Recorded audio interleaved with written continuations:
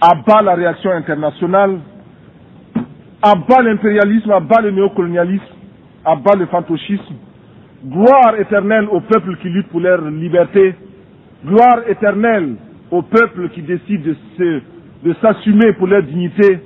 Victoire éternelle aux peuples d'Afrique, d'Amérique latine et d'Asie qui luttent. La patrie ou la mort, nous vaincrons. Je vous remercie.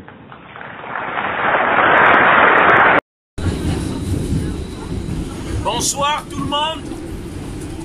Bonsoir mesdames et messieurs. On a un message rapidement à faire passer. Excusez-moi, c'est pas pour faire de la manche.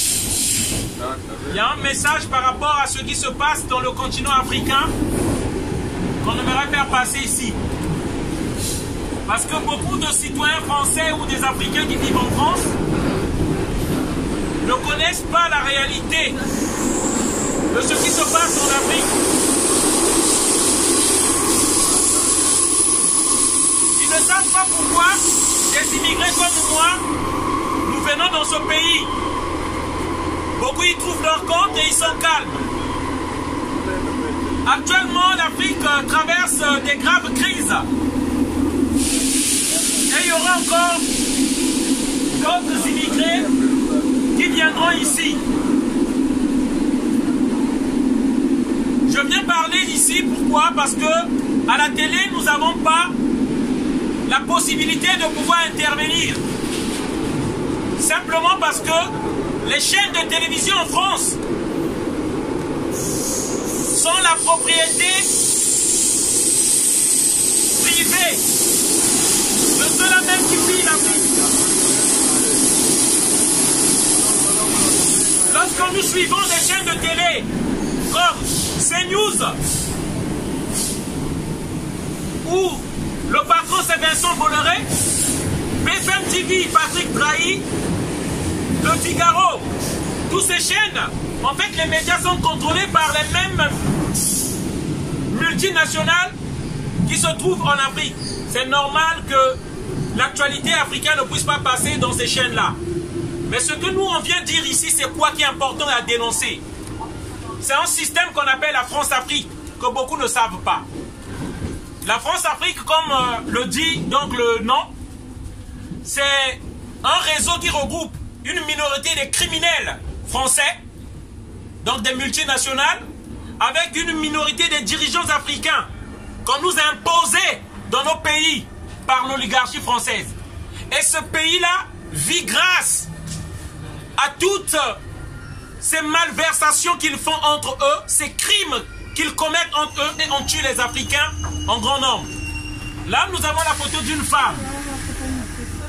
Ça se passe au Congo-Brazzaville. Ce que le citoyen français ne sait pas, c'est grâce à ce sang-là que nous avons du travail ici.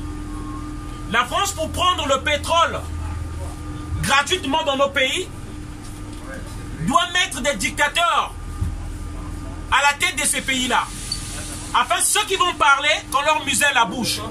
C'est pourquoi vous allez remarquer, il y a des grands dictateurs qui sont au pouvoir depuis longtemps. Au Congo-Brazzaville, il s'appelle Denis Sassou Nguesso. Au Gabon, Ali Bongo. Au Cameroun, Paul Biya. Au Sénégal, en Côte d'Ivoire, ils ont placé Ouattara. Au cas où les gens ne le savent pas, parce qu'il faut rappeler, en 2011, là c'est l'armée française qui vient prendre les attributs de la Côte d'Ivoire pour remettre à une marionnette qu'on appelle Ouattara. Là c'est l'armée française devant le portail de la présidentielle en Côte d'Ivoire. Nous tous on a vu ça. Pourquoi on vient parler de ces choses-là? Afin que les Africains comprennent qu'on ne doit pas manger tranquillement ici, alors que nous sommes nombreux à avoir traversé la Méditerranée comme moi. On n'a pas honte de le dire. Et beaucoup sont restés au fond de l'eau, là, comme le montre cette photo-là. Ils sont restés au fond de l'eau, ils ne sont jamais arrivés. Donc, il est important que l'Afrique se réveille, que les Africains se réveillent.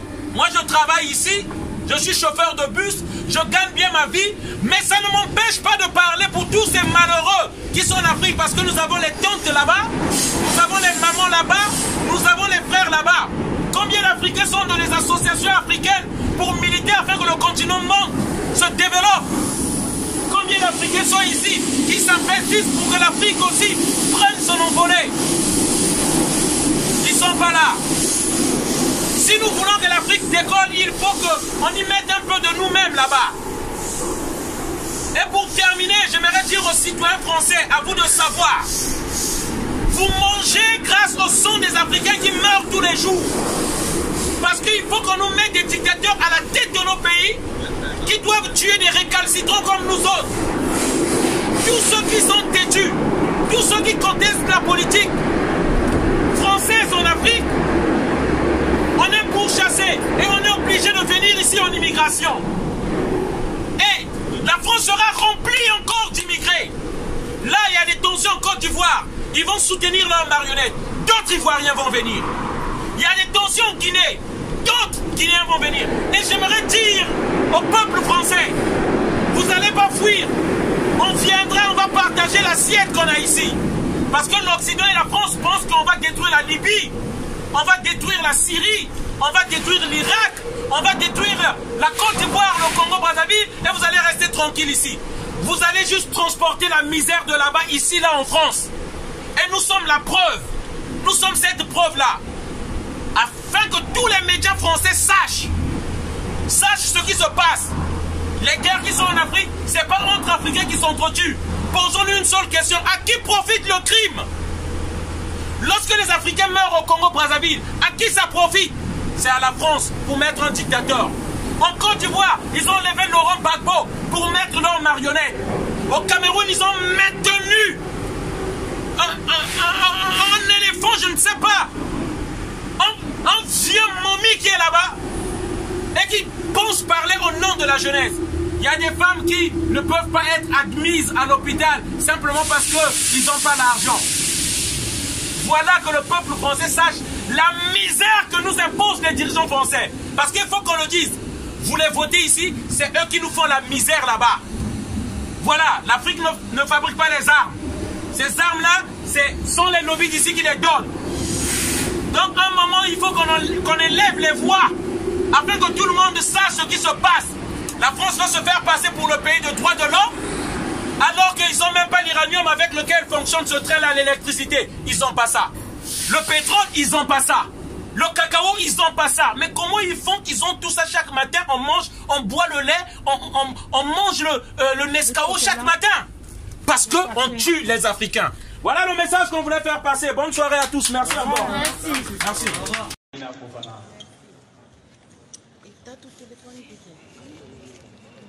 Mesdames et messieurs, bonsoir. Moi, c'est Amina Fofana, je suis architecte, je suis du MDP et je suis du M5. Depuis un certain temps, je vois qu'on est dans la salle, on tergiverse, ça fait des jours. Nous sommes dans un problème particulier. À un problème particulier, une solution particulière, une mesure particulière. Nous sommes en guerre. Pourquoi on ne parle pas de la France? Pourquoi on ne parle pas de l'accord de défense? Pourquoi on ne parle pas de l'insécurité grandissante au nord et de qui est responsable de ça? Pourquoi la France n'est pas ici? La France fait partie de notre problème. Il y a le problème endogène qui était IBK. Il faut neutraliser le problème exogène qu'est la France, qui n'est autre chose qu'une force d'occupation. C'est comme ça que le Mali sera nouveau. C'est comme ça que le Mali sera aux Maliens. Donc, pour ça, là, je propose qu'un militaire soit président pendant 3 ans. Parce que ça contrecarre les projets criminels de la France. Ça contrecarre les projets de la CEDEAO, l'autre nom de la France. Nous connaissons le problème. Ne tournons pas autour du pot. Voilà. Donc, je vous dis tout simplement que, après IBK, si on n'a pas chassé la France, on rigole ici. Le problème va persister et signer. Voilà, merci. Merci, madame. 3 ans pour la transition des militaires. 3 ans pour notre souveraineté. Merci. Madame Khadijatou Fofana. Madame Khadijatou Fofana. Et voilà. Ah, voilà, voilà.